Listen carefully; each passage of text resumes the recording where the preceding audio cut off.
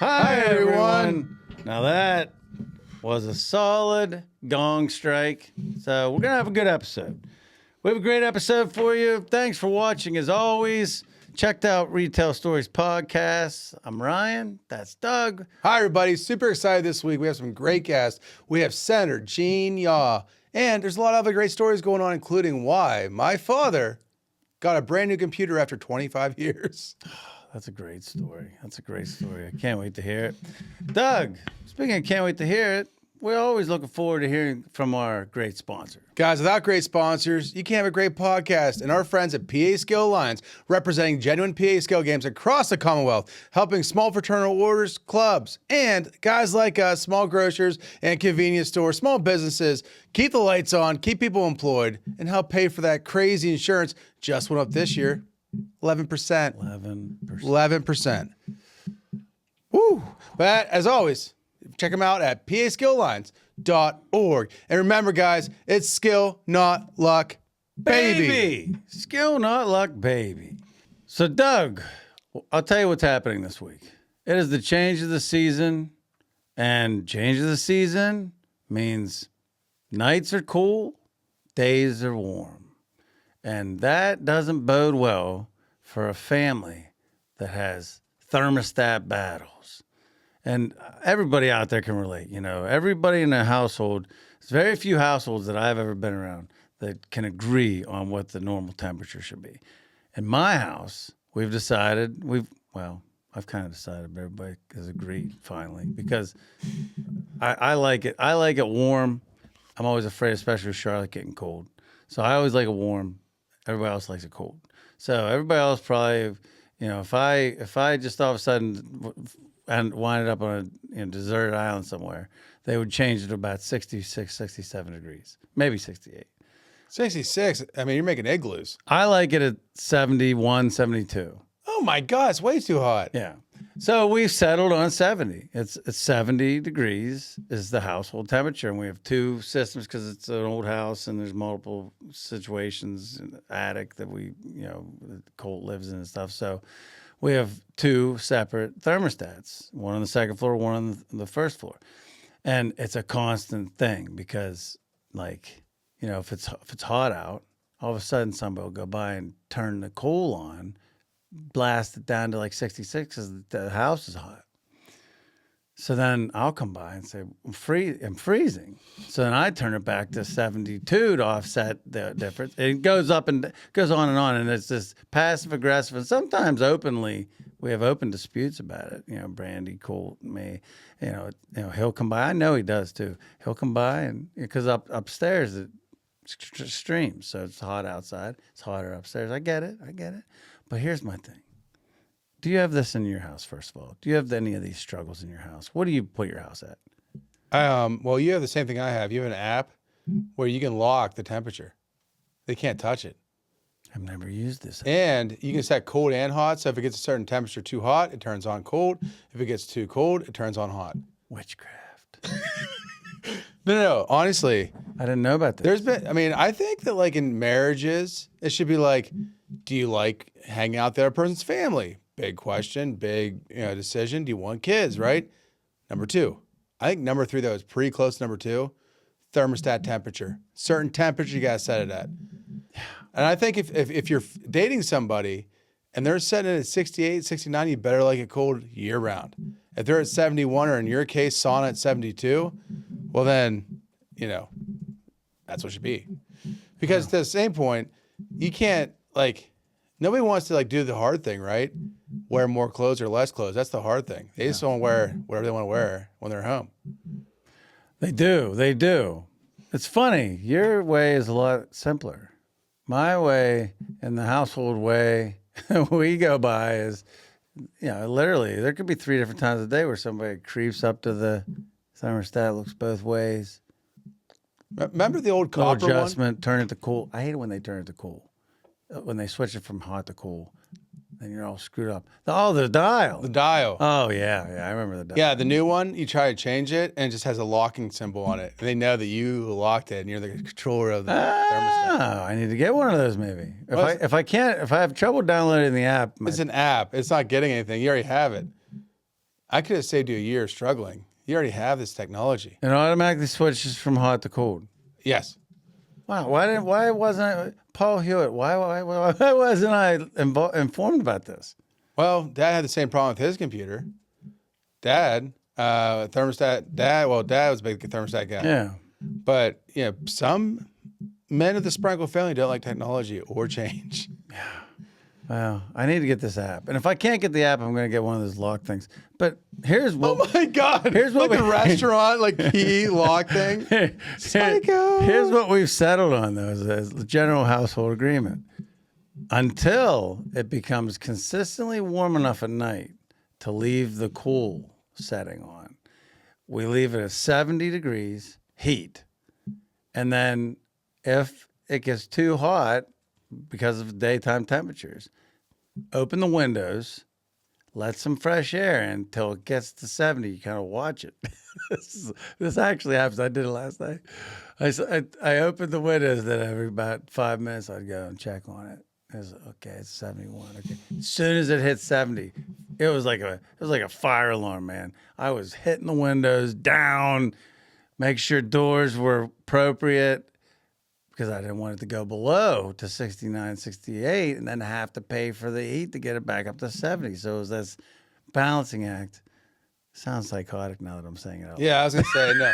For all you out there, he's not this crazy. I can't believe the hill that you guys die on as a family. You're it's not real issues. There's people out there with real issues. You're the thermostat is the hill that I die on today, tomorrow, and forever. It's probably a good sign that in our house right now, the most contested item, knock on wood, is the thermostat. But you've had a nice little back and forth with our father about his computer over the last few months. Why don't you inform the fans out there, the viewers of that father-son little back and forth? How old do you think Dad's laptop is?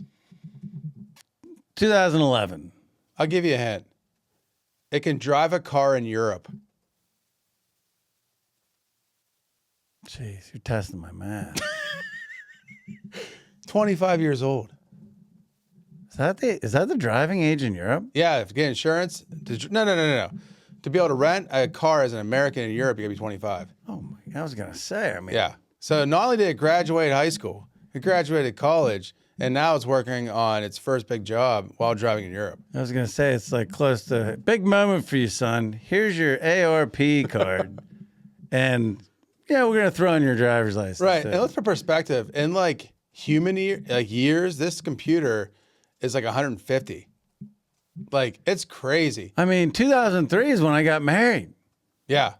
I mean, that was a long time ago in a galaxy far, far away. I can't believe it's actually amazing that he's been able to keep it rolling that long. Oh, no. He's like us. When something breaks, he's like, we can fix this. So his battery went out 10 years ago. It stopped working on a laptop. So he's like, all right, I'm going to just plug it in. So he plugs in, right? The Wi-Fi burned out on it. So, or whatever. Did it have Wi-Fi? I don't know. It had to have had It had some, Wi-Fi. Yeah. It burned out. So he put the cable connected into it. He hardwired it. Hardwired the internet cable into it. Remember the thrill of your first childhood game, maybe tic-tac-toe? Genuine Pennsylvania Skill Games captures that excitement, offering easy-to-play, win-every-time experiences at your favorite local spots. Imagine a game where a little skill consistently turns credits into cash prizes. A game you can enjoy with others and even help them win. No need to just imagine. Genuine Pennsylvania Skill Games, championed by the PA Skill Alliance, are real. Go to paskillalliance.org for more information.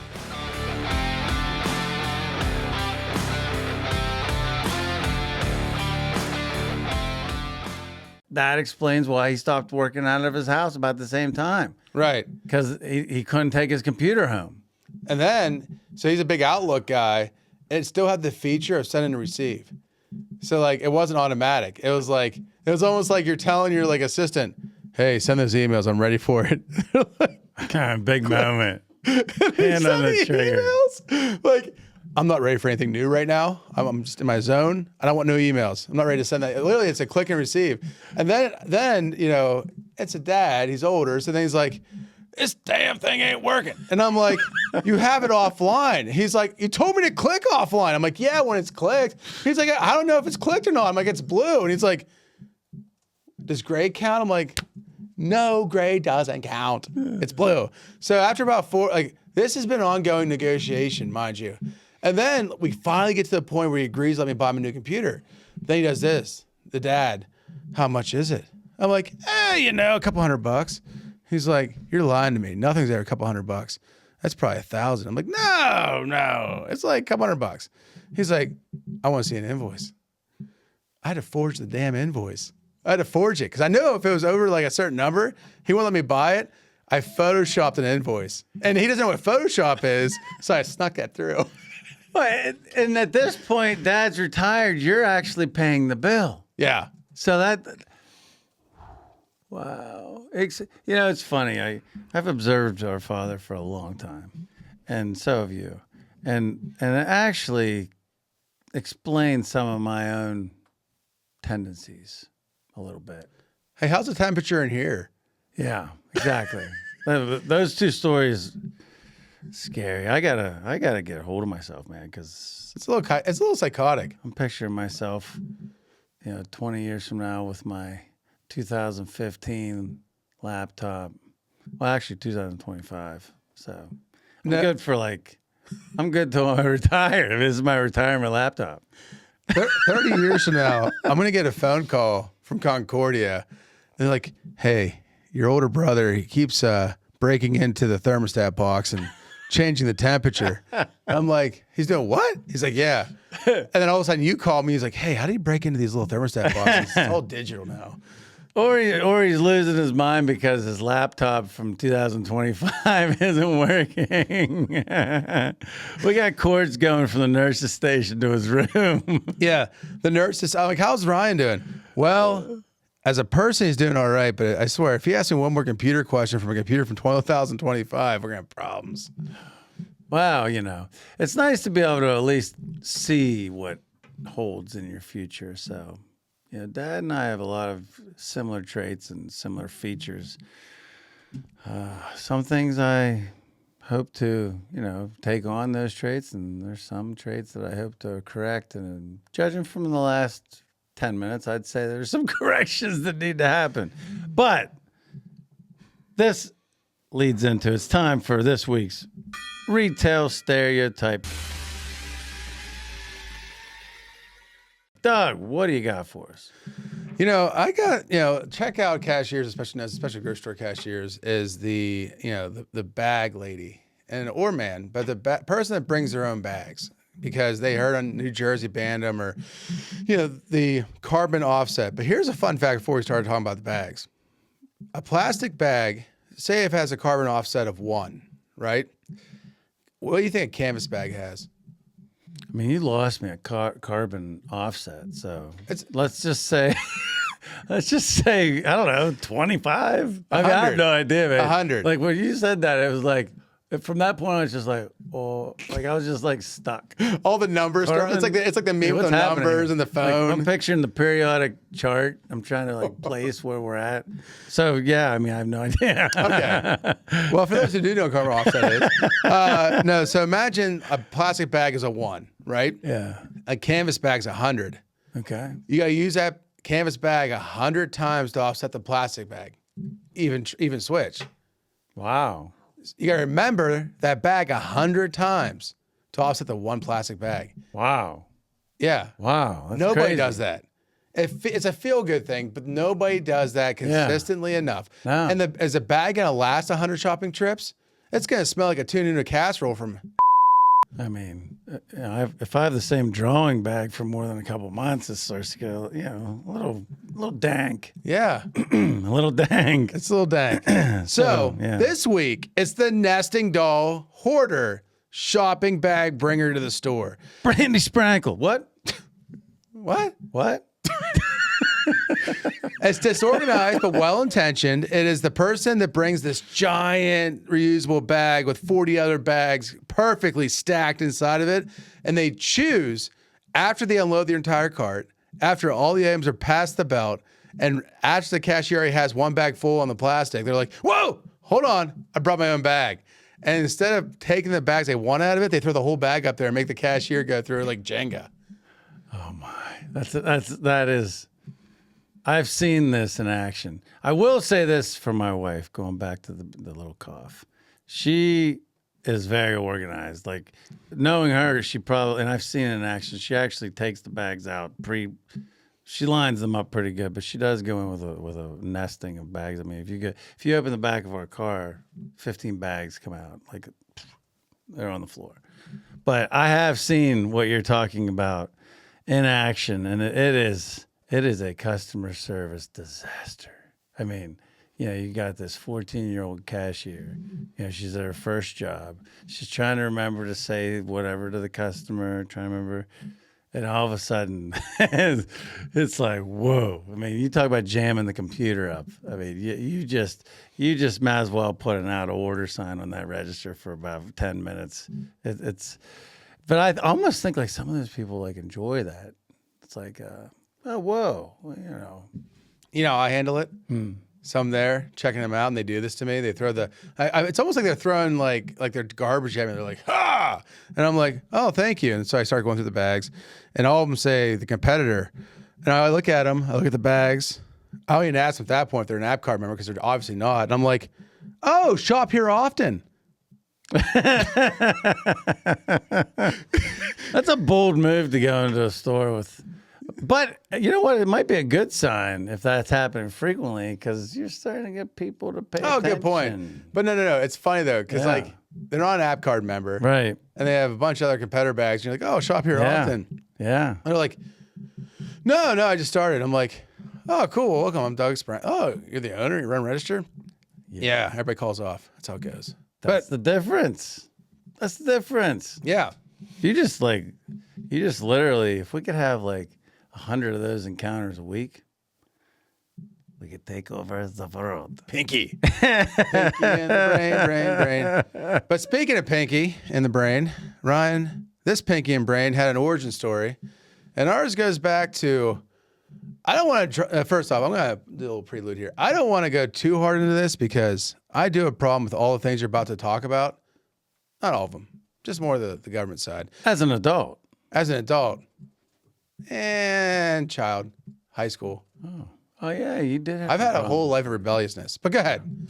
No, I was thinking actually, the senator is coming up here, and I was thinking, for some reason, my brain, as everybody that's watched any of the first 19, 20 episodes can attest, is not normal. And so whenever we first were going to interview the senator, for some reason, my brain went back to like 1985 and watching parades.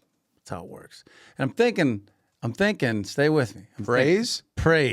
Oh. Like parades, watching parades. And I just remember, like, when you saw the mayor on the float, waving, throwing candy, like, it might as well, for a 7, 8-year-old in central Pennsylvania, I mean, might as well have been the president of the United States. I mean, it's a big deal. Like, whoa, like, you got the, fireman came into your school, or, a policeman came into your school, or, you got to see the superintendent walking down the hall towards because the superintendent was never in the school hardly, but so you saw somebody like that. It was like this big deal.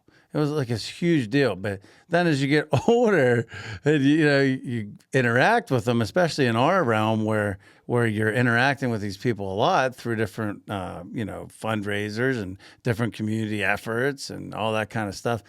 It's like not as big of a deal being around them. And in some cases, it can actually be like, if you aren't, as we, know with our corporate terminology aligned, then you have a very different relationship.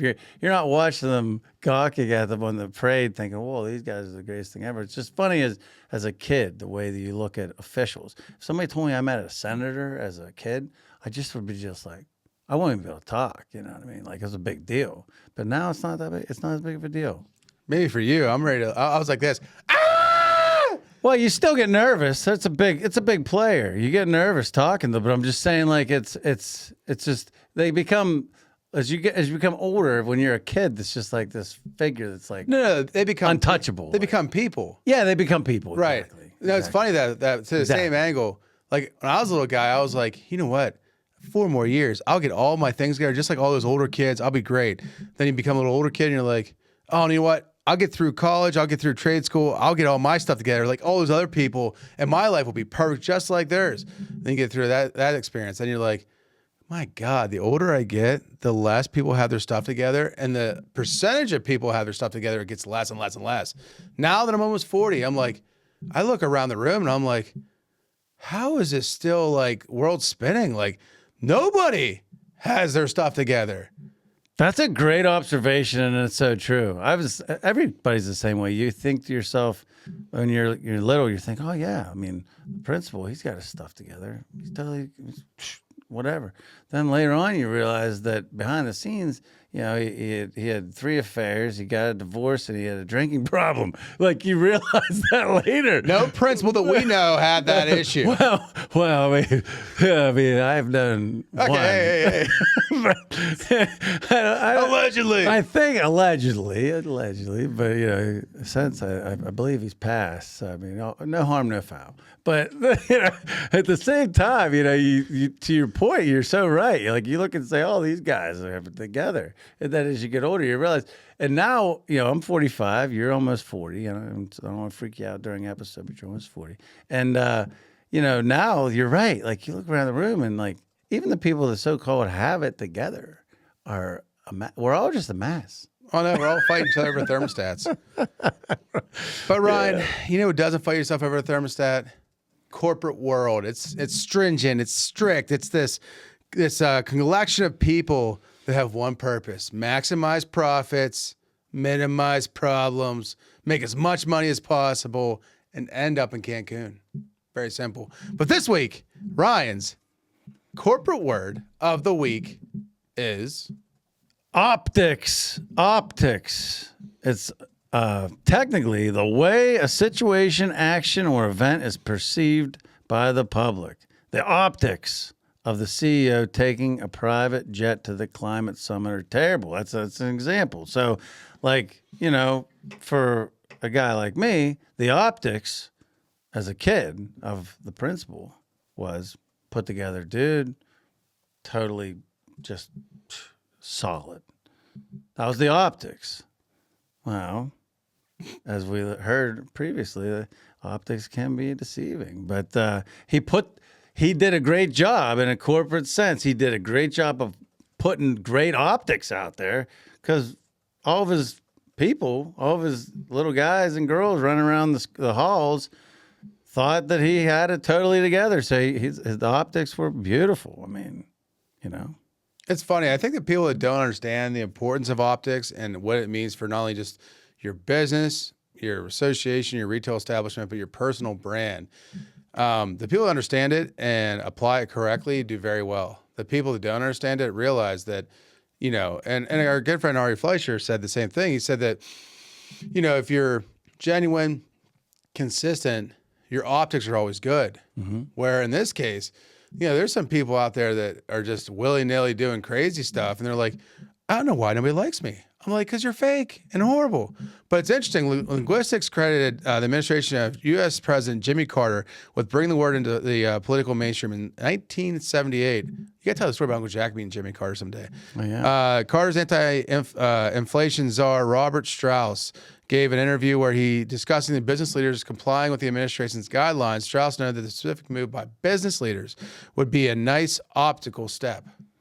Yeah. That was the first time, 1978. Jimmy Carter, man, the quiet, wasn't he a peanut farmer? Yeah. Quiet peanut farmer from Georgia, you know? He enjoyed fishing in Pennsylvania, central Pennsylvania, Spruce Creek. So, yeah, that's pretty cool. I never knew that's I'd heard optics only because, you know, my wife's in corporate. She doesn't know all the corporate lingo. She's usually the one that feeds us the corporate lingo. But optics are so important. I mean, if you don't, especially as a local small business, if your optics are off, we've seen examples. We've had friends and we've had different people that we've watched, and the optics were not good, and the business did not survive No. in any of the cases. Wait, are we talking about the guy that allegedly had the lifestyle of somewhere between Wolf on Wall Street and The Hangover? Yeah, we won't go any deeper, but yes, Yeah. that was one of the examples. That's a good example. But there's a few more. I can think of 3 on the top of my head where the optics were terrible, and it led to no business. So, for anybody out there that's managing or owning a business, or you don't even have to be managing or owning a business, optics apply to yourself. I mean, the way that you're presenting yourself, the way that you present yourself, the way that you dress, the people you hang out with, the things you put on social media. I mean, as a person working for somebody, all that matters. It does. It all adds up. So the optics of any person, everybody's marketing themselves, and it means a lot. So that's a great corporate word of the week, and it's always fun to share that with the audience. I know this one I happen to have heard before, but most of the time it's new to me. So it's a great educational time for me. But, it's time, Doug, for... We have our friend coming up, guys, Senator Gene Yaw. PA Skill players seek genuine PA Skill games. How can you tell the real from the imitation? The PA Skill Alliance offers a 4-step identification process to help you find genuine PA Skill games. 1. Check for logos. Does the machine display official Pennsylvania Skill Game logos?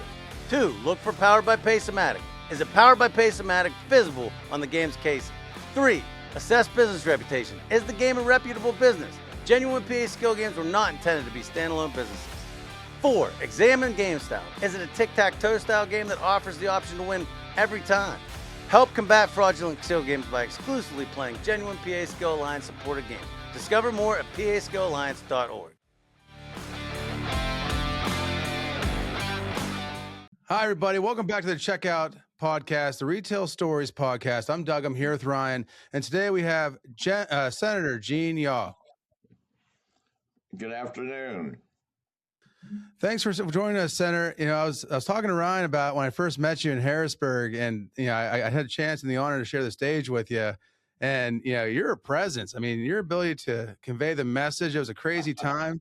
It was a year ago. That was my first time ever speaking in Harrisburg, and I was there, and it was obviously there's that bad bill out there, crazy bill. For the people who don't understand, how we got to where we're at today, can you give us a little background on the whole issue? Do you have all afternoon or just a few minutes here? I mean, how do we get where we are? I guess I'll go all the way back, I don't know, 10, 12 years ago or more is the first time I saw anything about skill games. I guess it's longer than that now. But then, we really got interested in what was going on, and they're assembled in my district by Mealy Manufacturing, and they're a constituent, and that's how I originally got interested in it, and then.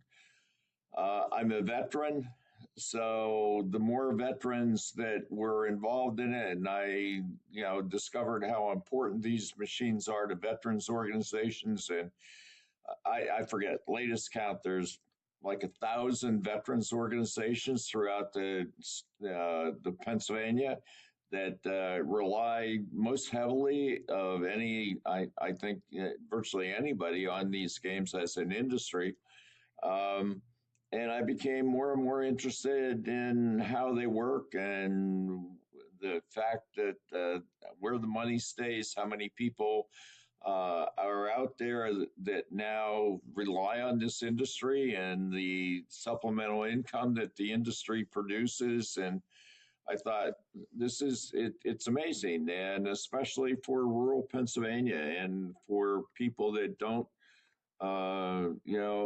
otherwise that it's a local issue is what it is. It's for those people that, stop in the local tavern, the camaraderie and everything else I've learned to put together that comes along with it. So, I mean, that's the background. You want to know how I got involved. That's the background. And then we tried to fashion a bill. And after that, that kind of serves all the purposes and answers the questions. And as I've said, I don't know for how many years now, that every time somebody raised a question, we tried to address it.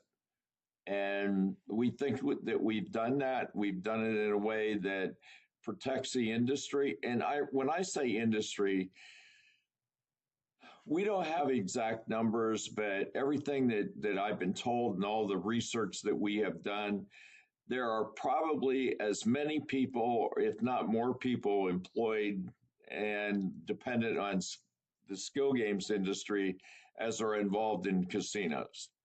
And when you look at it, and these are local people, I mean, it's local industry, local taverns, the VFW, the American Legion, all those things, convenience stores, everything that's local, local people, local money. And it stays there. It doesn't go to some corporate entity that I don't know whether even in the United States or especially not Pennsylvania. I don't know whether they're in the United States or somewhere else. So all those things put together, small business, which I think is the backbone of Pennsylvania and the United States. And that's how I got involved. A little bit passionate about it. We are too. So the original bill that you proposed was a very fair tax rate, and I think the one last year they proposed from the obviously was the big deal. It's almost like they see 52%. I mean, it was crazy high. Well, and I think I may get this wrong. I think it was in 1812, something like that. A Supreme Court justice by the name of John Marshall made the comment, the power to tax is the power to destroy. And that's exactly what would happen here. It's a failure of people to recognize that there's a whole industry based on skill games. They look at the machine rather than the industry. And, oh, this machine is just like every other machine. Well, it's not really, because the way these machines are, first of all, the way they're put together and what they do is different. And the way that they're distributed and serviced and relied upon and used is entirely different than the traditional gambling machines. So that's really different. That's why the tax rate needs to be different. You tax it at 50%, the industry's gone. So if that's the goal, to get rid of the industry, why not just be upfront and ban it rather than do it in some indirect way and say, well, we're going to tax them out of existence. I don't think that that's what people really want. I don't even think that's what the governor wants. The governor wants the money. But he's mistaken as to, oh, we're going to tax them all the same. Yeah, but you don't understand the industry. The courts, Senator, have ruled repeatedly that their games of skill. We know they're games of skill. We have them in all three of our stores. We have a lot of family and ourselves even. We had family game night a couple weeks ago where we went and enjoyed it. And I'm a terrible player, and I didn't do very well. I mean, and some of my family, they're better players, and they did better than I did. And they pointed out some times where I missed an opportunity. So, I mean, I can attest to it, and we all know, and the courts have ruled multiple times that their games of skill. Why does the Gaming Control Board seem so like hardcore and pressed to overregulate and overdo everything the courts have done? That's a good point. And one of the amazing things, and it just blows my mind. People tell me, oh, well, it's confusing, and there's, we don't know the difference, and how do you describe it? I don't know. I guess it's a credit to the judicial system. They must be a lot smarter than the ordinary people, the ordinary politician, because the courts have had no problems over, I don't know when the first case was, I think in 10 or 11 years ago, or more than that. I think it was in 2014. The first case said, here's the distinction between the two. The courts have been consistent ever since then. So I don't know, maybe I should make a comment that for lawyers and judges that they can figure it out. I'm kidding about, but the courts have had no problem in drawing a distinction. And I'm thinking, like, okay, if you really read the bill that Senator Williams and I have put together and sponsored now, it pretty clearly lays out what the difference is if you bother to take the chance to take the time to read it. And that's part of the problem I have. I mean, everybody deals in 10-second snippets. And if you can't say something and get that 10 or 15-second little brief comment out there and understand it, then you've got it all wrong. And that's what's gone on. I mean, I've asked people, sit down. I'll sit down and explain the difference to you and why it's different and why the whole chain of custody and everything that involves a machine is different than casinos. It's like apples and oranges. They're totally different. I had somebody suggest to me recently, Senator, that somebody needs to wheel out a skill machine and wheel out some other gambling devices into the middle of the Capitol floor and actually play it for everybody. But I mean, obviously that'll never happen. But that'd be an interesting scene to see what everybody had to say after heads up, seeing the different games played. Yeah, it would be.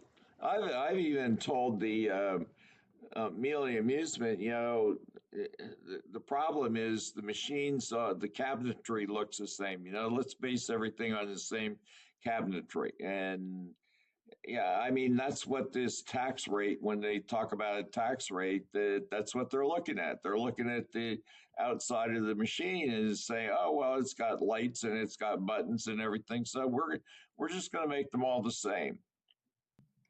Well, that'd be like saying, Senator, I mean, I have similarities in bone structure and with my facial hair to the highway killer in LA in the late 70s, but thankfully we're very different people.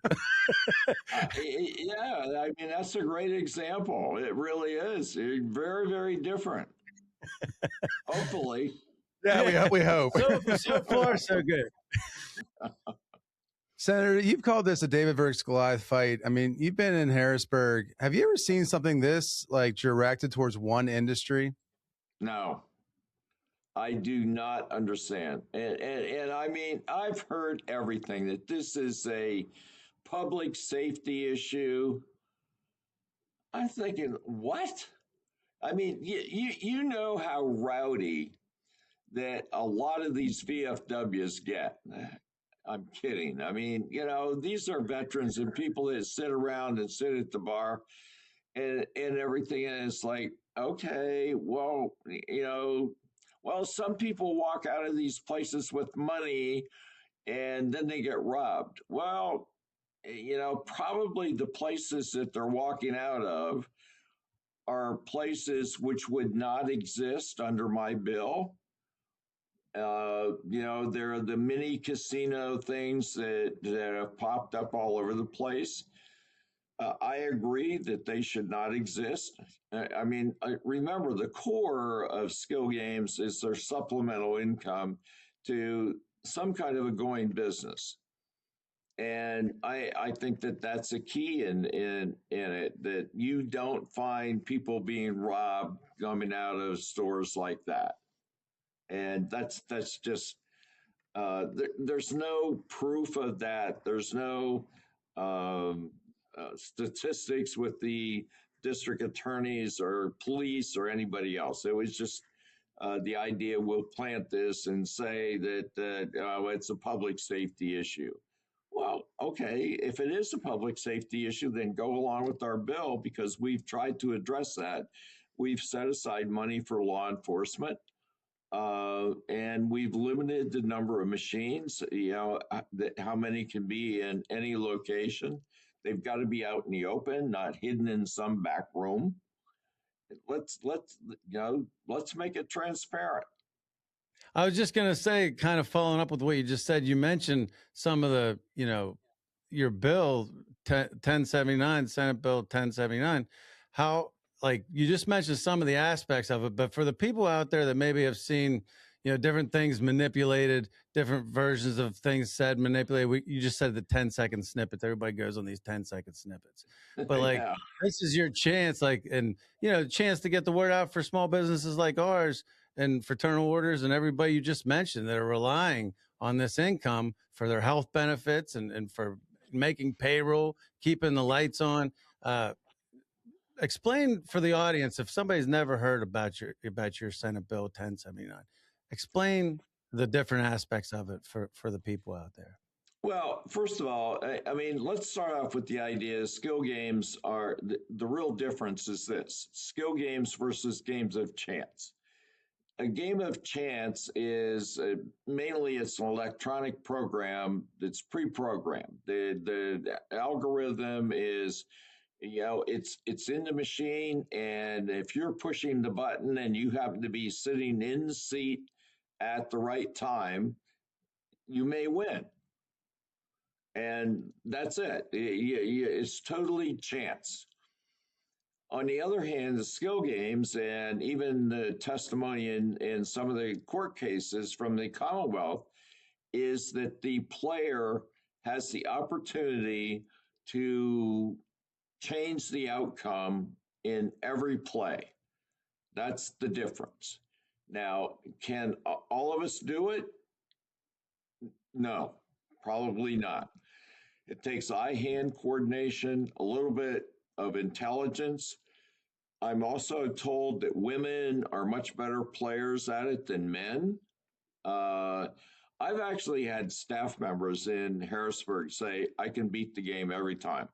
I can win. So that's the difference between a game of chance and a game of skill. In a game of skill, you have the opportunity to change the outcome every time. Okay, so what we have done, and they also, as part of the bill, they have to be associated with a going business, not related to gambling. So it can be a tavern, it can be a convenience store. It has to be some entity that sells a product that's age regulated, so that they're used to checking ages and that aspect. It could be alcohol, could be tobacco, but there's some regulation there to prevent children from playing these games. We've had to address that. Kids are going to play them. Well, who regulates this? Nobody, and kids can play that. That's the other thing too. A huge difference, and one of the reasons I think skill games are so important to these as a supplemental income is you have to be present in the facility where the game is located. That's a huge difference because everybody that has a cell phone, you have a complete casino in your pocket. You can play every casino game. To play a skill game, you have to be in the VFW. You have to be in the convenience store. You've got to be wherever it's located, at your local tavern or wherever. That's one of the big attractions. One of the things that I have heard from the especially taverns and convenience stores that have skill games and they get the supplemental income, they use that local income to enhance either the wages, to hire new people. I know one tavern owner told me as a result of that, I started a 401k for my employees. I mean, it's amazing, but that money stays local. What we switched over in the latest version of the bill, we switched it over from a tax rate to a per machine. fee. It's $500 per month per machine. And our feedback has been, we like that. That's great. Because what we can do is for our own budgeting, we can say, okay, here's what our expenses are going to be, and we can build our own budget accordingly. Our estimates are still that would produce probably for the Commonwealth something in the neighborhood of $300 million a year.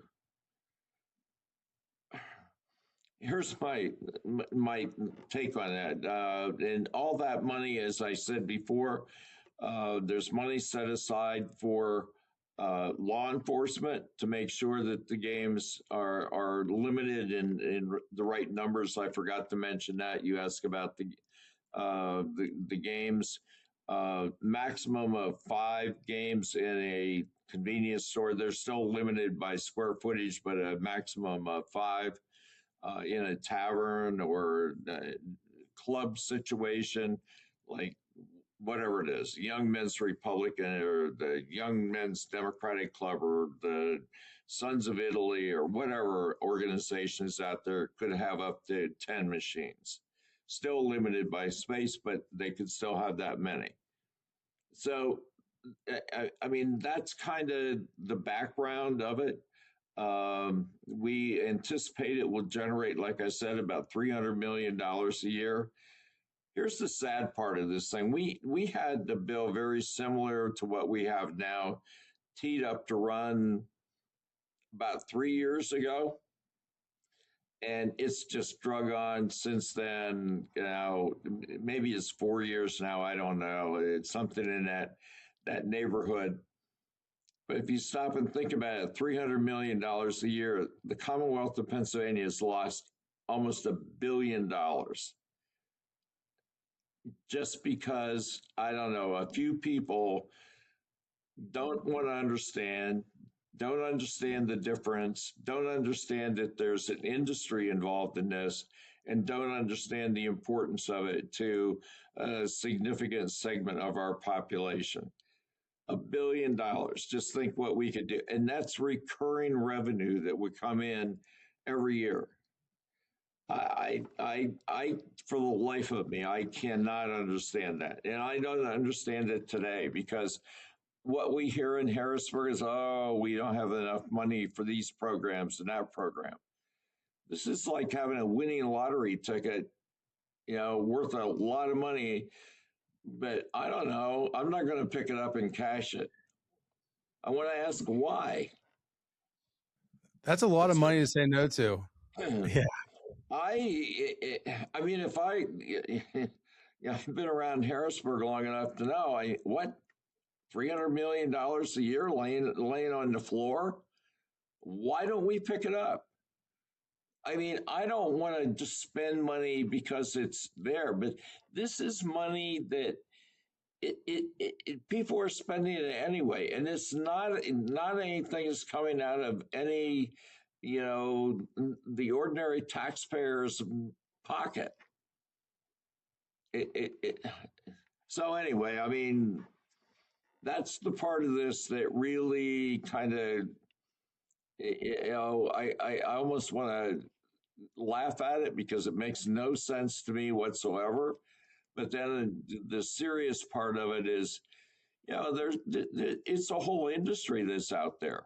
And I'm afraid, like we talked about, the tax rate, there are a lot of people going to suffer if they say, okay, we're going to tax them and we're doing this for the interests of the Commonwealth. Yeah, you're putting a whole lot of people out of a job. Yeah, no, it's that was well said. That was a good explanation. And it's funny, I try to keep up on this stuff, obviously, because it means a lot to us, because we use it for our health care. We use it for different incentives for the employees. So it enables us to be competitive with some of the big giants in our area, the Walmarts, the Giant Eagles. It enables us to be competitive and who we're able to recruit to work for us. So it's a huge deal, and we keep an eye on it every day. And the more mini casinos that we see spring up in our small towns, and they're taking away business from us. We're a prime example. And you don't see any of these mini casinos on the scoreboards at high school ball games. You don't see them supporting Little League. You don't see them supporting fire departments and police departments and emceeing parades and being in parades. I mean, they're nowhere to be found. To your point about earlier about you don't know where the money's going. All these places you don't know where the money's going. It's attracting people that you don't really want hanging out in your town. So we like to stay up on it and really appreciate that explanation. Yeah, I mean, I get enthusiastic about it, and I know that it's skill games are in taverns and convenience stores and other places, but the one that, as I said at the very beginning, that means a lot to me are the veterans organizations and how dependent that they are on the skill games. And we're not very far away from Memorial Day, and every politician is going to want to buddy up with a veteran and show what great supporters they are. And it almost, it doesn't sit well with me that, like, okay, I'm going to pat you on the back, and by the way, while I'm doing that, I've also going to stab you in the back because I won't support skill games that you rely on. And many organizations have just flat out said without the skill games, they would not survive. They would close. So, I mean, it's just this whole industry that for some reason, I sometimes I want to grab people by the collar and just shake them and say, this is an industry. Wake up. It's different.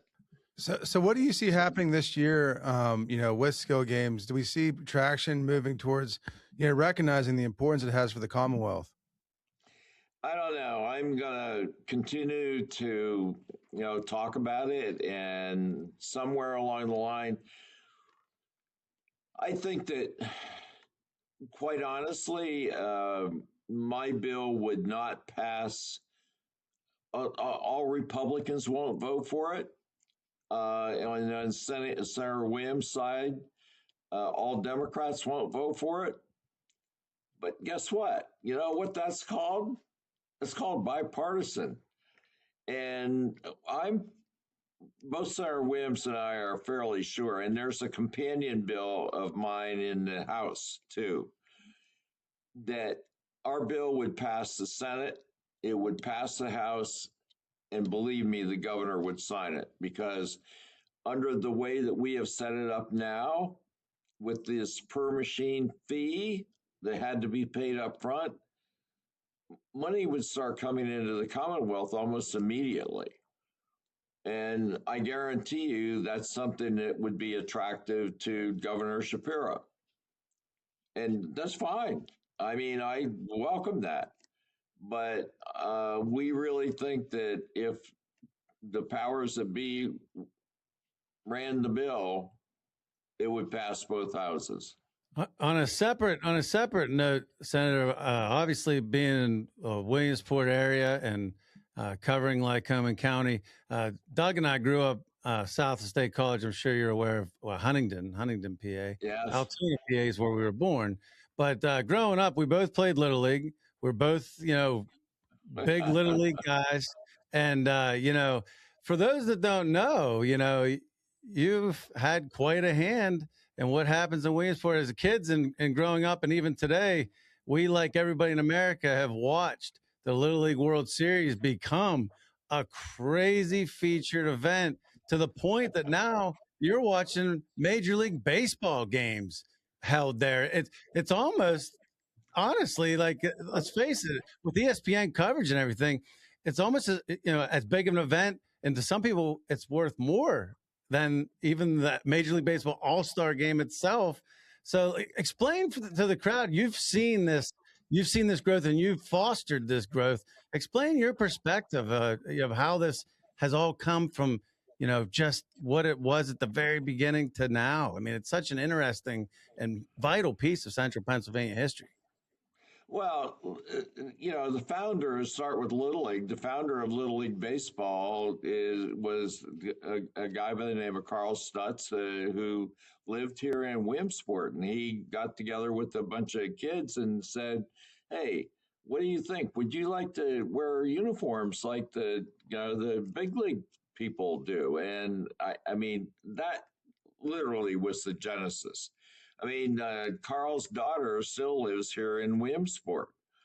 Um, so there really was. People have asked me, "Well, how did Williamsport get this, or what did it happen?" Well, the people lived here, and it was his Carl Sutt's idea.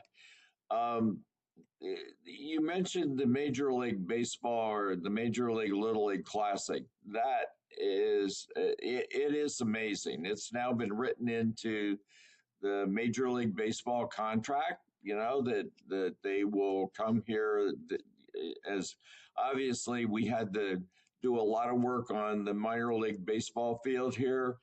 In minor league, little stones and things like that out in the outfield, that we didn't worry about those, or people didn't. But when you're paying somebody, 30 or 40 million dollars a year, you don't want them to step and twist their ankle. So anyway, I'm kidding, but they had to rebuild the entire field. I remember the first night the first opening of that, it looked like, if you recall Norman Rockwell paintings, it looked like it was fake. And, standing at the stadium and looking out at the grass and everything, I thought, this isn't real. It's almost like a canvas that have been painted. But since then, and the players have been coming here, and they spend a day over at the Little League World Series at the parks over there, or at the fields. Talk to the kids, slide down the hill, and I mean, you've probably seen it on TV. There's a hill, the bowl shape. The idea is, when it's hot and dry, you get a piece of cardboard and slide down the hill. Major League Baseball players, I'm sure that some of the coaches must think, "Oh my God, if they get hurt sliding down that hill, it'd be horrible." But and if it rains, it's even better, because then it turns into mud and people still slide down the hill. But that whole relationship, the Major League Baseball players come, and then the game, which is is a professional game that counts, and it's set up in Bowman Field, which I think the capacity there is about 4,000. But bring in all of the Little League teams. They get all the best seats. Everybody else gets spread out elsewhere. And it's been amazing for Williamsport, because ESPN starts advertising it about a month before the game. And it really is pretty unique to go anywhere I've been.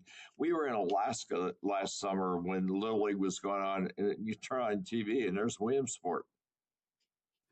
Yeah, you can't miss it. And when you see these guys' faces, the major league ball players, I mean, you can see it when they get off the bus, when they're getting interviewed.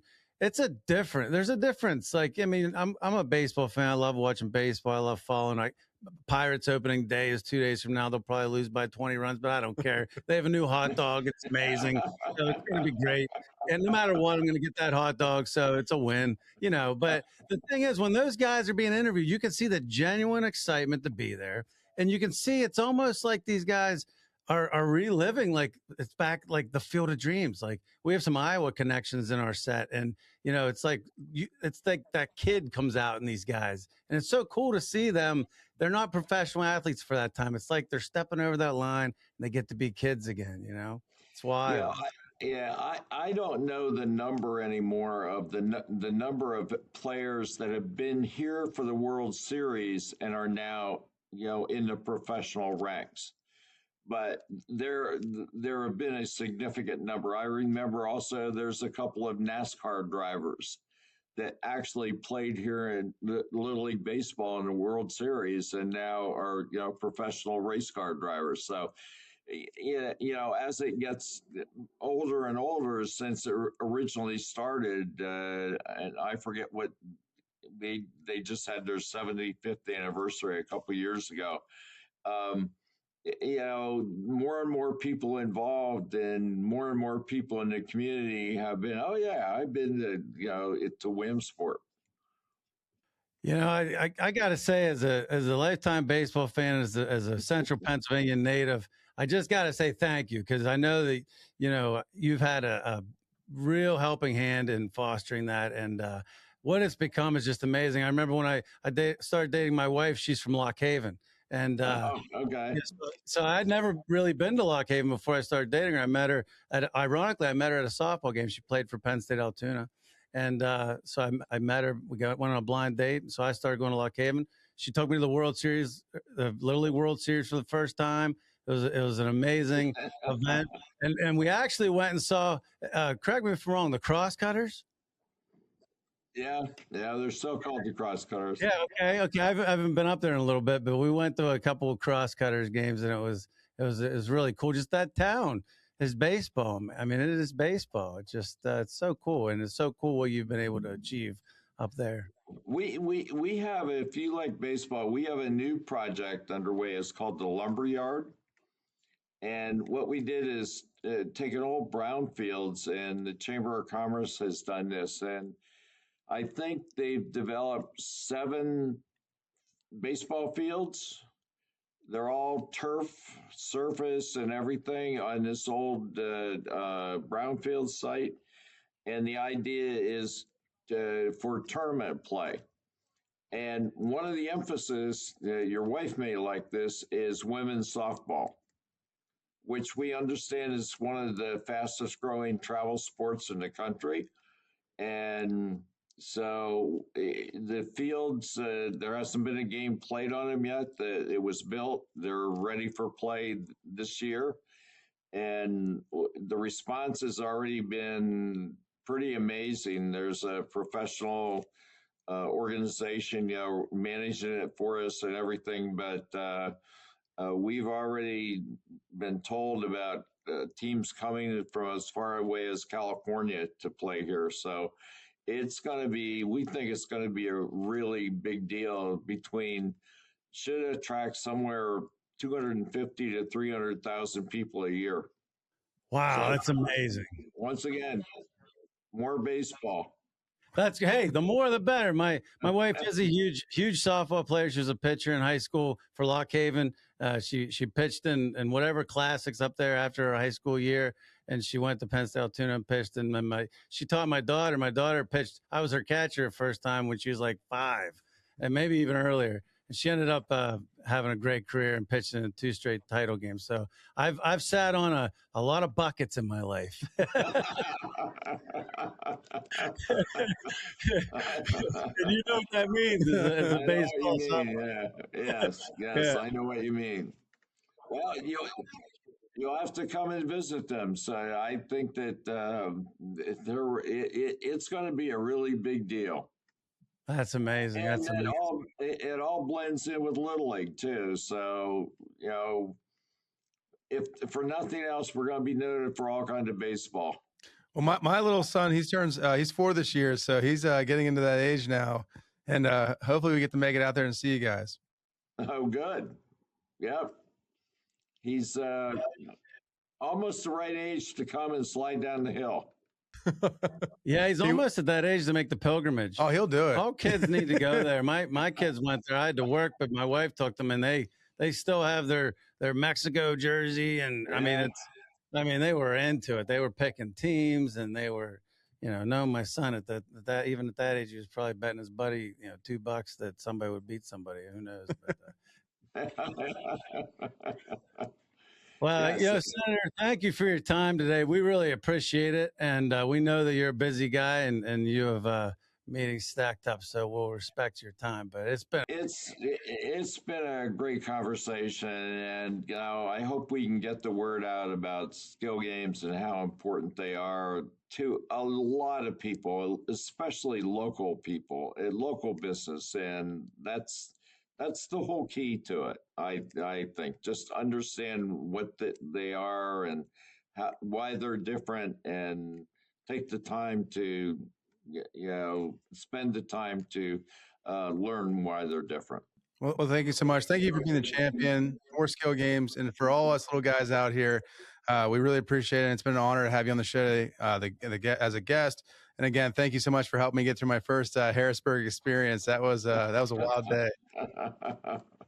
Okay, come back again anytime. Come Thank to you, Senator. Williamsport. Okay. Thank you, guys. Thank you very much.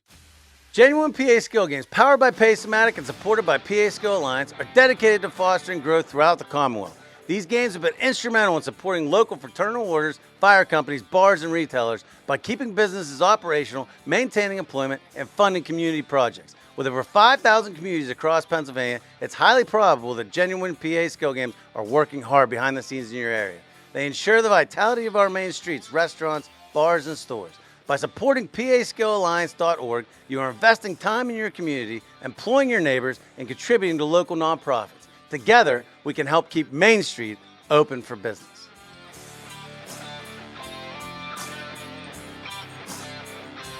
Well, guys, welcome back.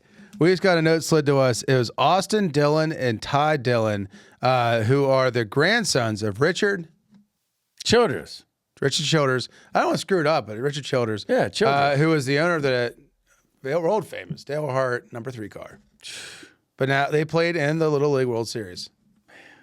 And now they're out there racing. And then I think Austin Dillon, not too long ago, just won a race at Richmond. I think Richmond. What a great decision. The day that Richard Childress turned to young Dale and said, "Hey, Dale, how'd you like to drive this car?" The Intimidator. Changed everything, man. Changed everything. I mean, that guy got guys like me to watch racing. I mean, you know, 'cause I had no idea about racing. I was watching. I wanted to see him. I wanted to see that mustache. I wanted to see that style. He had a swagger about him, Dale, man. Dale Earnhardt was something. He was a captivating dude. Do you think he inspired Uncle Tim's look?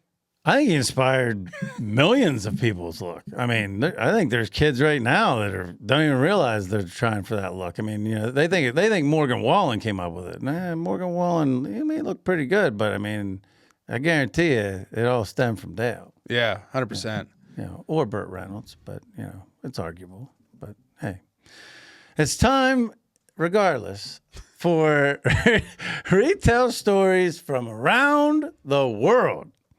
And we're going to the United Kingdom. We're going to the Scottish archipelago of Orkney, where one Orkney resident made a bad decision, man. Well, it's either him or the warehouse, because, you know, the dude decided to, you know, let's face it, there's high pressure ordering stuff in Saxonburg, Leechburg, Katanning. But, you know, there's plenty of other outlets between New York and LA to get rid of this product. When you're on Orkney and you're on the end of the archipelago in Scotland, and you know something doesn't happen right with a shipment, you know, I mean, the only thing you can do is feed it to the fish. You know, if you can't get rid of it, you got to feed it to the fish because there's nowhere to go with it. So this dude tries to order 380 kilograms of bananas. And, you know, you're a better mathematician than me when it comes to this kind of stuff. So I'll let you give but 380 kilograms, how many pounds? It's like 400 pounds, but it's like 2,500 bananas. Okay, so the guy tried to order 400 pounds of bananas. Or 2,500 bananas. Which is, that sounds about right, because like a standard box of bananas, we get them all the time. They're 40 pounds. Yep. So, you know, like for our stores, like smaller stores, just like I'm sure his is, you get 10 cases for the weekend, call it a day. You know, 10 cases, you get 3 cases green and 7 cases on the turn, and the story, on to the next project. But what the little Scotsman didn't realize was that either he put in something wrong or the warehouse put in something wrong, but they sent the dude 38. Keep in mind, he tried to get 2,500 bananas. They sent him 38,000 bananas, and then rolled. Nobody told him about it until the boat had rolled. So there he is on the island, on the archipelago, you know, braving the elements of the Scottish Highlands. And all of a sudden, he's got 38,000. Can you imagine being the grocery manager, and having to tell the owner of the store, "Hey, I overshot on the bananas. Yeah, how much? How much? Oh, yeah, let's say about $20,000 worth. You know. So how's our cash flow right now? Is that going to work?" Well, I know if it was our store, it would happen. Ryan would get on the phone knowing that he did this, and he'd be like, "I need to talk to the produce buyer." Produce buyer gets on. "Hey, Frank. Hey, it's Ryan. Why did you send me all these bananas? I didn't order all these bananas. I never ordered more than 380 pounds worth. Why did you send me 38,000 pounds?" Well, to be fair, a lot of people would do that. I would not do that. I'm straight up. I would not do that. I'd be upset. But I'll be honest with you, and this is the truth. Like, that's why it's so important. And our people do a pretty good job. We don't have too many issues, but you got to double check that order. You got to double check that order because, you got to double check it and make sure that it went right on your end, because if you don't, this kind of thing can happen. And if it does happen, you want to have verification. You want to have that order sheet that says, "Hey, here's my order sheet. I ordered this and you sent this." But yeah, I mean, we had a produce manager one time, at least, where this is way back, that would do that all the time to warehouses. And it was like, I think Dad ended up firing him because he was so dishonest. Like, his numbers were so great. He kept forcing, like, if he'd get something, if he bought too many cases of something in, then it would go bad because he bought too many cases in. He would call and force them to give him credit all the time. And anyways, he's gone now. But yeah, so this little dude's there, and he's got his 38,000 bananas. He's got to try to get rid of it. And so, luckily, one of the local residents, one of the local fellow people, had the presence of mind to put something out on social media. Even when you're on the archipelago, you're sitting there looking out at the seagulls. You're on the archipelago. Even social media can have an influence there, and they were able to, between all the different organizations with archipelago, even a remote island that had some kind of a plane that went between them, they were able to flip it. Talk about good optics. Turn a bad situation into a situation where they basically gave, free bananas to all the organizations and turned it into a massive event that they're now getting worldwide attention for. To Ari's situation, he said, do something crazy. Sometimes it's not something that you have to think up. Sometimes it's taking a bad situation and saying, how can we make the optics better and spin it? So here, this little guy made this mistake, and for, and it wasn't even $20,000. I just did the math in my head. It was like $6,000, which is still a lot of money. But at the same time, if somebody told us today that we could do something that was going to get attention in our whole region and make every organization in our region happy and get us worldwide recognition, we'd figure it out. We'd figure out a way to write that check. If you buy 38,000 pounds of bananas next week, I'm coming to your house. I'm taking your thermostat and setting it to 1,000 degrees. Don't touch the thermostat. If you do anything else, don't touch the thermostat. Don't do it. Don't touch it. Leave the thermostat alone. Well, hopefully that little Scottish guy, didn't experience freedom and kept his job. No, man, I'll bet you right now, he and the owner of the store are sharing a pint, playing some bagpipes back and forth, just jamming, having a good time with it. I mean, it's a celebration. I would guarantee you it went from like, I'm going to kill you, you stupid beep, to, hey, let's have a pint. Hey, play the pipes for me. Play the pipes. Oh, my God. Wild. But also, guys, it's wild because it's This Week in Retail History.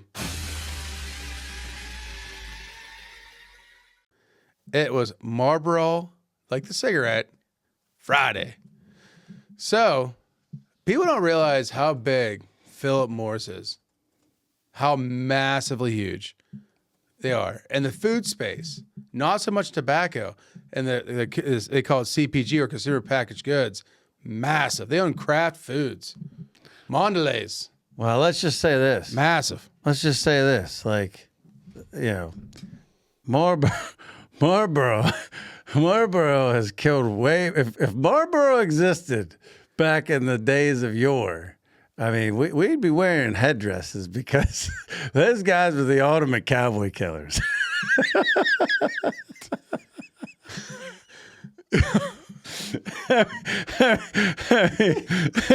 Anyway, so man, you're spicy today. If Geronimo would have had Marlboro on his side, man, game over. He would have won the West. Game over. He would have won the West. So basically what happened was Marlboro was mad because they were tired of all the discount brands knocking off their cigarette brand. So they decided, the early 1990s, there was a massive, this is before like the price setting was and all the, like, people don't realize, like, the reason cigarettes are so expensive is not because it costs a bunch of money to make cigarettes.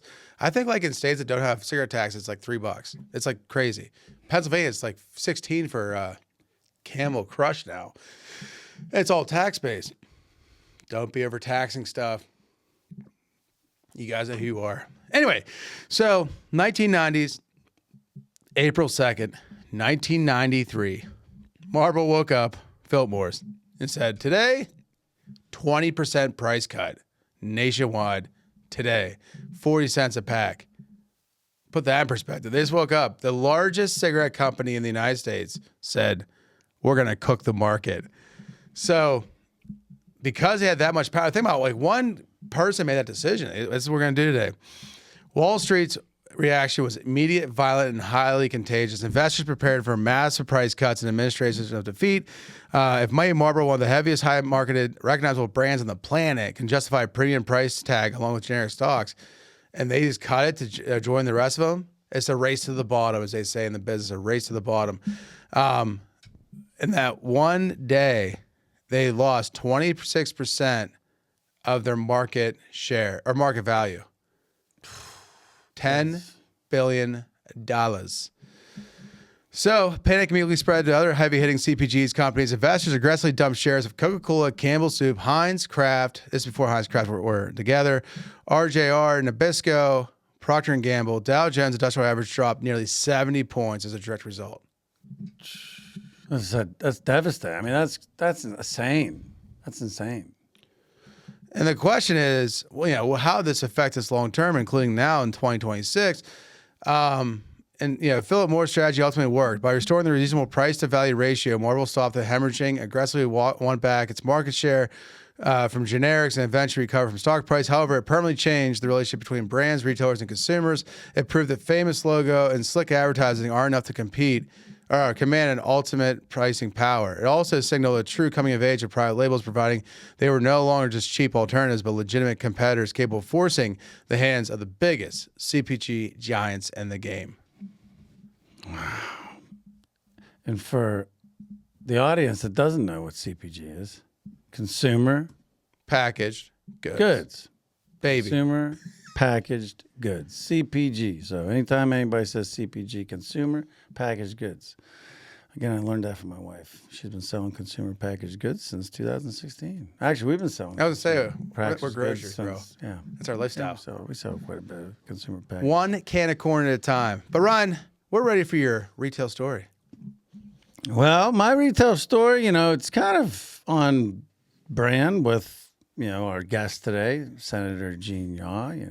He's a state senator, and kind of my take on meeting politicians. I don't really recognize a lot of stars and politicians unless it's somebody that I really follow, unless it's like the 20 people I really follow. Somebody could tell me this person's whoever, and for the most part, I'm pretty unaware on stars and who they are and everything like that.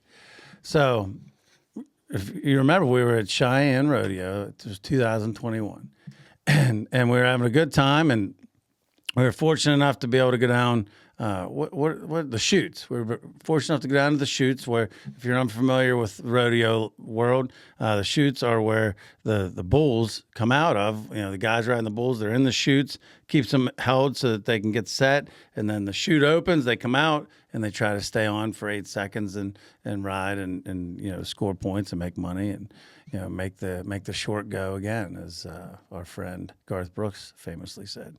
So, we're right behind the chutes. We had a beautiful spot where we could actually see the guys prepping, their handlers helping them get everything locked down and get ready. And these guys are nervous because, this crazy bull's about ready to go crazy and they have to stay on them. So, they're getting pumped up. It was so cool to have that perspective. But I was there and this lady beside me and we're talking and real nice. And she's saying, oh yeah, I'm from South Dakota and, I'm from Pennsylvania. She's like, oh, well, welcome. This is the first time. Yeah. And we're watching all the pageantry, and she's like, oh yeah, I remember doing that as a kid. The girls that ride around with the flags and do tricks and all that kind of stuff. She's like, oh yeah, my family has a ranch, and so we're talking back and forth, just casual conversation, just kind of making small talk like you would anybody else. And Dad, he comes up. I don't know where you were at the time. Nobody knows where you are sometimes. I don't know where you go. It's my business. You were MIA, and so Dad comes up, and we're sitting there some more, and this other guy comes up, and he's like. Guy that I knew, but he's like, you know who that is? I'm like, oh no, she seems nice. He's like, that's the governor of South Dakota. That's Kristi Noem. And I'm like, oh, okay, that's cool. I thought that was pretty cool, but it didn't really faze me that much. Just like, okay, that's cool. That's neat. And so there was this other guy beside her, and I remember that. He was there and she was there and they were talking and we were talking. And then all of a sudden, this other guy who, looking back, he must have worked for her. And he came around the side and he stopped. He hit me on the shoulder and he's like, hey, would you like to get a picture? I'm like, oh yeah, you don't get too many pictures with governors, So I'm like, yeah, with the chutes in the background and everything. Yeah, absolutely. We had cowboy hats on. It was great. Turn around and then this other guy that was standing beside her, he creeps into the picture. You know what I mean?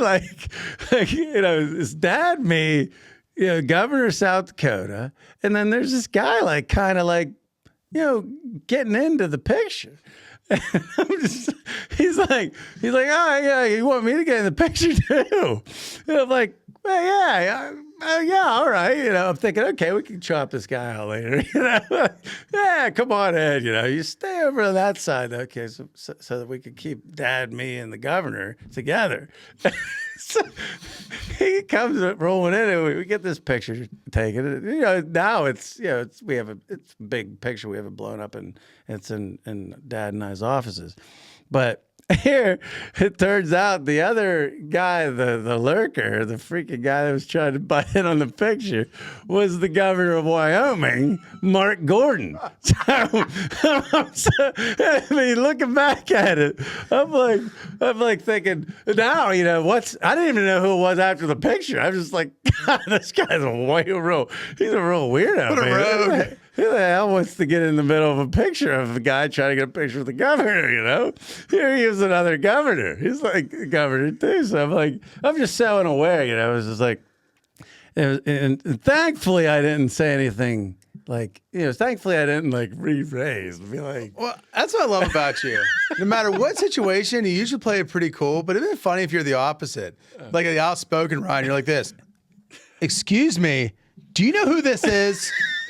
I am taking a picture with the governor. Whoever you are, you need to go elsewhere. This is the governor of South Dakota. And he'd been like, I don't mean to be rude, cowboy, but I'm the governor of this state. Oh my God. And we're in Cheyenne. I am. I'm fortunate that I was nice about it because I know a lot of people, and you do too, that are very forward people and would have been.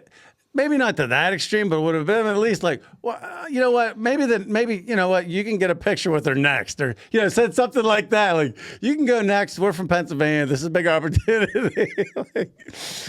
I could definitely see something like that shaking down. Oh, it's a great picture. It's in Dad's office. But to answer your question, I couldn't figure out how to get over there.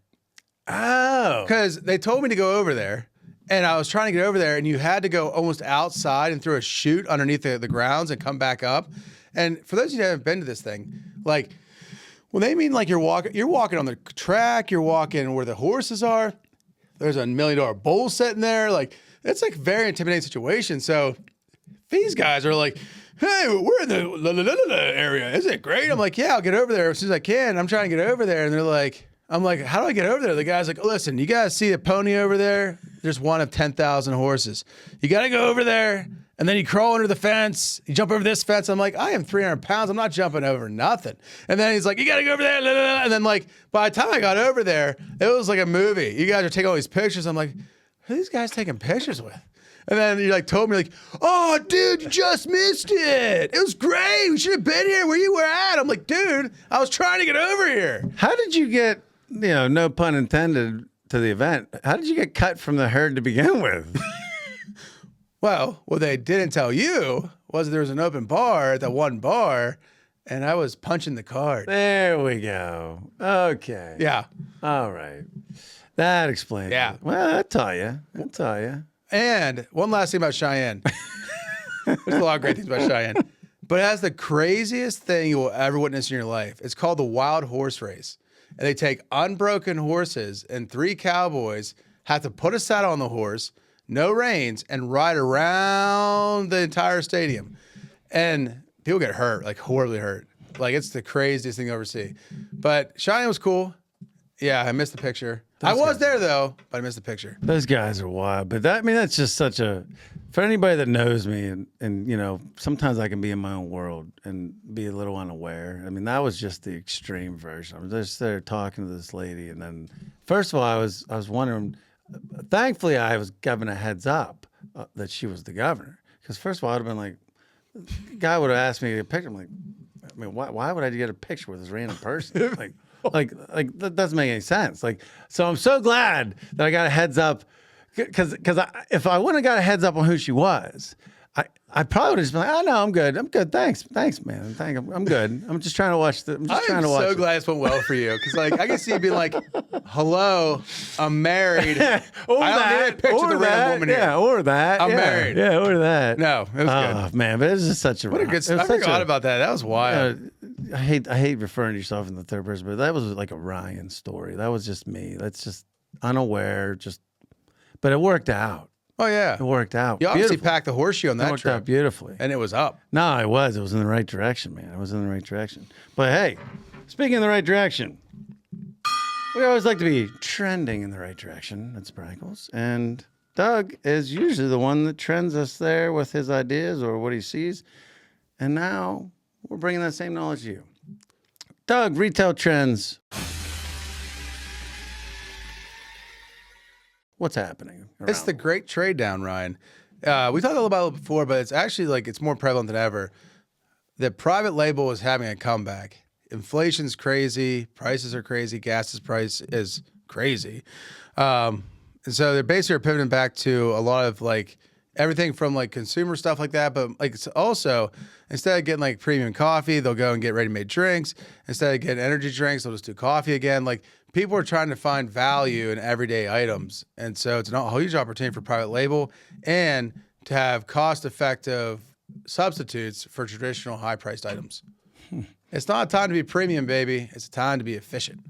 No, and you know what? It's so cool that that's happening, because in all honesty, in our store, the private labels, IGA, Food Club, we have some Sprankles products, but the IGA definitely, like, I remember Bran when she used to work for the stores. We went out, her and I went out to, at the time, AWI, Associated Wholesalers. They're no longer existent, but in Eastern PA, they were our suppliers out of Reading. And we went to, they had a seminar where they actually took, at the time, it was Surefine products. That was the private label for us at the time. It was Surefine products. And they would prepare the Surefine products and the national brand products. They had the same ingredients for them. They'd prepare them, and we'd do like taste test on them. And then they did taste test on some of the other IGA or at the time Surefine items. And honestly, like, there were a lot of instances where blind taste test, the private label won out. It was really, Brandon and I both came back from that with like a new a new outlook on private label because people think private label isn't as good. But in reality, there's some items that they're actually superior in taste to the national brands. So it's kind of cool that trend's coming back because I think more and more people are going to get introduced to that. And from our perspective, from the retailer perspective, we don't charge as much. We don't make as much dollars on as far as like, okay, yeah, if they take Hunt's spaghetti sauce or whatever through and they take the IGA version through, the Hunt's is going to ring higher. But the IGA, our cost is lower and our profit margin is actually better. So from all the way up through the chain, everybody's saving and making more money. And a lot of times it's the same in quality or better. Oh, amen. Amen. It's definitely an opportunity. And there actually, it's funny, Ryan, you say about, cost effective. There's some things that you really can't generic. You can't do private label. And one of them is this week's Ryan's grocery item list of the week with his favorite item that he keeps in his truck, icebreakers. I've had this item in my truck. And if I don't, man, it's a problem because, hey, there's times everybody, you get it, you're in your car, you're in truck. How many times have you been in your car, your truck? And somebody's been like, hey, has anybody got gum? Anybody got gum? Well, when I was about 30, I was sick and tired of asking that question, hearing that question. So now sometimes I'll have 3 or 4 of these containers. Got the brown bag. Boom. This will solve your problems. And again, hey, Ryan's grocery list, Ryan's item of the week. Nobody's paying me to do this. This is just stuff I use. You can see it. I mean, look at that. You can't even see half the label because I ripped it off. But I keep at least one of these in my truck at all times. I keep it right down, right beside me. So at any point, man, I got a situation where I need to have a little fresher breath. Boom. You open it up, you dump it out, you pop it in, done. You're not there fumbling in your purse or fumbling in your wallet or fumbling in your pocket for the Wrigley slats and having to yank one out and unwrap it and figure out where you're going to throw the wrapper out. I mean, it's a nightmare. It's an absolute nightmare. It's poor design. This baby will solve your problems. And let's face it, half the time that you realize you need gum, where are you at that point? You're in your vehicle. Yeah. So it's not like, but oh yeah, you're going to put this in your pocket. Well, think about it at home. You're usually in your vehicle when you realize you need gum. Oh, I'm going to go into church. I need gum. Oh, I need whatever. I need gum. What? Why are you looking at me like that? Was this paid? By who? Was this a paid item placement? Did I pay for it? Yeah, I know you paid for it. Yeah, I paid for Guess it. who owns this? No. Guess what company? I don't know. I've no idea. It's not a paid gig. I don't know who owns the company. I'm just kidding. I wish it was a paid gig. No, Ryan has a role that he only does items that he likes, so it's Yeah. kind of fun. It's Yeah. a little into Ryan. Yeah. No, but guess who owns this? I have no idea. Hershey. No way. Yeah. The Hershey. Oh my God, the Hershey Company. So Hey, but local. Well, PA. Proud. they bought it. They picked up icebreakers, breath savers, and bubble yum for a cool $135 million. And in 2006, boop, made ice cubes. Well, hey, since 2010, this guy. Pennsylvania proud, baby. This guy's been a proud user. I recommend this to anybody. And hey, if Hershey's out there, somebody that works for Hershey, hey, I'm not paid at this point, but hey, I'm looking in the future. I won't say no. Yeah, I'm not being paid right now, but I'm not opposed to being paid either. Well, according to Senator Yaw, he says if even some people balk at $300 million. Yeah. It's like $300 million. I mean, 300 million, man. Boom. Boom. Every year. And that's the low end. Think about it. As things go better, it goes up. That's wild, man. It's wild. That's a good item, though. I can't That's a believe great item. I can't believe you picked a Pennsylvania product and didn't know it. I didn't know it. I mean, I awesome. told you. I mean, I just grab stuff that's in my life that I want to share with the world. Stuff in my 45 years of experience that's helped me. I mean, you know what? When I got a situation where I need to have a fresh breath, man, so nobody's going to catch me packing light. Well, one day when I bring my item, it's going to be Austin's hot dog. And we like this. Ketchup, mustard, and pickles. All right, guys, it's time for Doug's Retail Story of the Week. Well, Ryan, I didn't meet no governor. I obviously met the bartender, but I didn't meet no governor. My story today is about do you remember okay, I'm going to go. I feel like technologically break it down a little bit. But okay, so point of sale systems, which is our main checkout systems, has a credit card terminal, right? And it's always it's not a standalone. It's connected into the POS, but it has its own little thing, right? So we didn't realize this, but right around 2013, we were all in the stores, and all of a sudden, like this happens all the time, like computers break down, things don't work, and all of a sudden cashier number 4 says, hey, the point of sale's not working. I can't run credit cards. And we're like, oh, that's weird. So the first thing you do, and they train you to do this, unplug and make it go again. So we did that. It still didn't work. We're like, that's weird. So then all of a sudden, cashier number 1, hey, my thing didn't work. I'm not sure what to do. And the same thing happened. Credit card didn't work. So we're there, and then we call over to, and this I knew was bad. We call over to our RDS, at the time was our people that handle all of our POS systems. And they're like, not answering the phone. And they always answer the phone. I knew something was up. And so then I ended up calling Bob, our sales rep, and he's like, hey, Doug. And I was like, hey, Bob. And I'm like, what's going on? He's like, right now, nationwide, the credit card programming ran out on all of that system's credit card processing terminals. And I'm like, what? He's like, yeah. And 2 of our stores had this system. And so I'm like, what will we do? He's like, well, we're looking at probably next week before we get somebody over there. You're going to need to bring that one over. We'll swap it out for a new one. It'll work. And I'm like, well, what am I going to do in the meantime? Like, there's going to be people waiting in line to use a credit card, and you're in Cranberry. That's an hour away. And he's like, yeah. He's like, and I'm just going to tell you that if you happen to lose power, you lose all of it. It's cooked. It's cooked. So there's no way to save it. There's no way. The only option was to hand Postal Service, Doug Sprankle, load up and go over. So it was a sweat because I knew if Leechburg and its, West Penn Power, we need to talk one of these days. You got to do better on that one Evergreen Road. But a lot of power outages that time of year. And if it would have went out, we lost all of our credit cards and we had weeks to get them replaced. So I said, Bob, if I drive to the warehouse, can your guys swap them out? He's like, yeah, it's fine.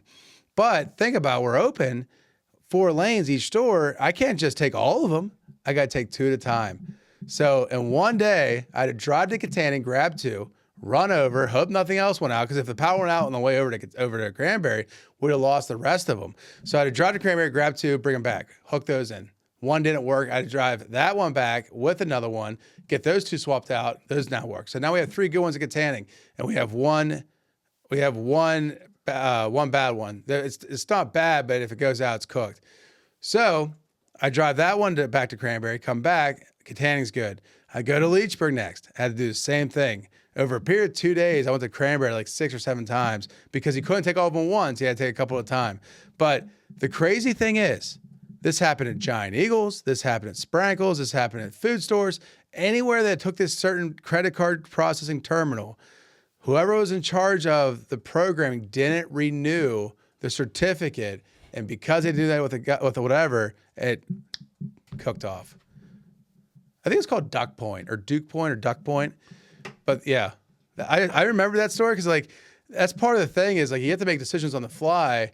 And it was a no-win situation. I knew that if I took all 4, I'd have been out, the store had to close because I can't run credit cards. And what people don't realize is if the internet goes out, you lose the ability to run EBT and access cards because it basically takes all the cards and pushes them to credit, including debit cards. So if somebody doesn't have enough money, you don't get paid for that either. So like the whole process of like you can spend a month just examining the POS credit card processing world. Well, I don't need to tell the audience at this point in my career after dealing with POS systems for 30 years. Let's just think. When I think POS, when I look at those things, I think of POS. Point of sale, obviously. Yeah. Big POS. Big POSs. But anyways, you know what's crazy? I was listening to that as a person that as if it never happened. It's like, obviously I was around when that happened, but I must have mentally blocked it out of my brain because like traumatic stress or something. I don't recall that happening. Like, when was that? Like 2000, I think it might be a little later. I think it was like 2013. Wow. Which is kind of amazing if you think about this whole podcast. We remember all these traumatic stories, even though that our brains are telling us, please don't remember these stories. Mine has done a great job of just shoving that in the river, man. I mean, you were telling me that. That was actually giving me, like, I'm thinking, oh, geez, can that happen again? Like, did the same moron forget to put the paperwork in for, and when I say moron, I mean that nicely, because usually that's me in our company. If I'm get sidetracked, my paperwork gets up and I don't sign something or whatever, and it causes all this chaos. But hey, so I can understand the it moron. could happen again. Moron. Because the way it happened was, it was so low in the coding. It was like foundational coding people. And like, so they either retired, and like, think about it. If you're a guy that programs someone when you're 30, you're not gonna be like at 60. I wonder if that expiration was ever changed on that. No, you're out there in the beach. And if you're that smart, you're out there on the beach, working on your tan, learn how to surf. Or if their brain's anything like mine, by the time they get to that point, they don't even remember when they did it to begin with. So it's like, yeah, that'd be a funny thing. Like, you see all this chaos, all these papers flying, all this stuff flying, guys like you loading stuff, frantically taking it, and then it pans to the original, the creator of it, and he's there like just on the beach, like, can you believe the Braves lost again, hon? Hey, you believe this? No. Chipper 0 for 4, making $20 million a year. No, you're gonna be the other guy that was the guy on the beach playing with Morse code. Is like, this could be a UPC someday. Oh God, I hope I'm laying on a beach and somebody zaps me with an idea like that. I'm running out of time though. I'm 45. I could tell. The idea zone is narrowing slowly but surely. I gotta come up with something quick. Anybody has a great idea, feel free to share it. Shoot it my way, and I'll give you 30%. No, 50%. Why not? You have an idea that would work in Cranberry? Well, we can negotiate, huh? I'll take my idea. This is a freebie, guys. Oh wow. In Cranberry, ready? Hey, wait. Why don't you give us save it? We need an idea. We need another project that we need. I don't know.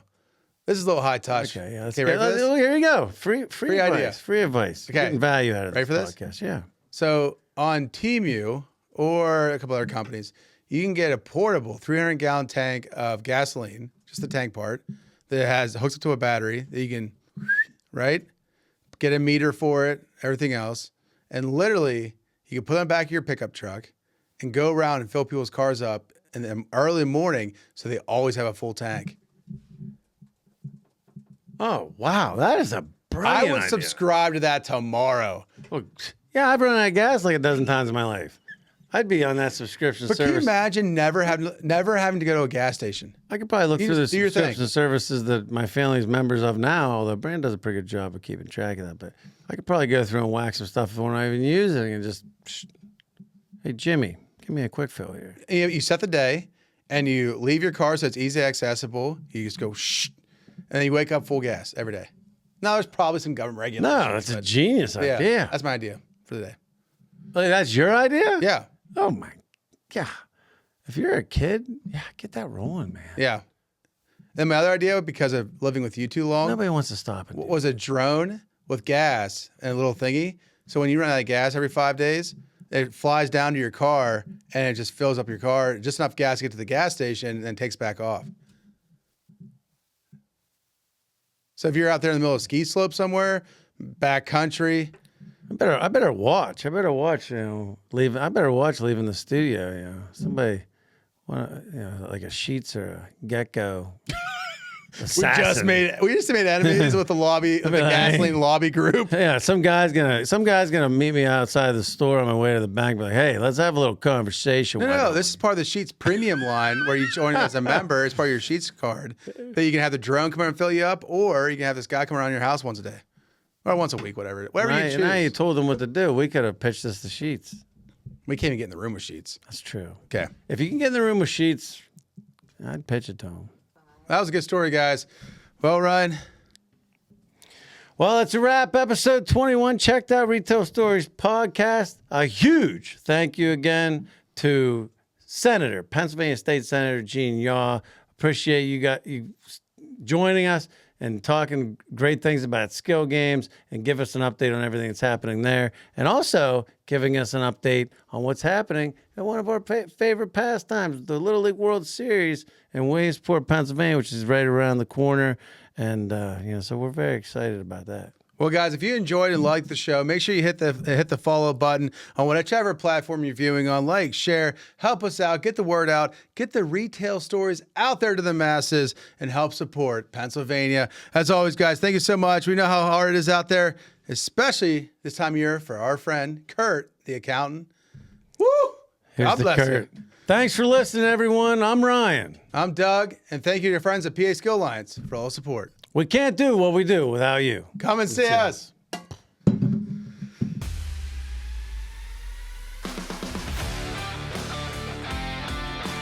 How do you know you develop a serious wine problem when the liquor store knows you by name? Oh no, they love you. When I go into the liquor store, they're like, "Hey, we just saw your brother. He's in here all the time." Oh my God. And then they're always like, they catch themselves. This is a true story. They catch themselves and they're like, "Well, not all the time." I'm like, "Yeah, right." Like,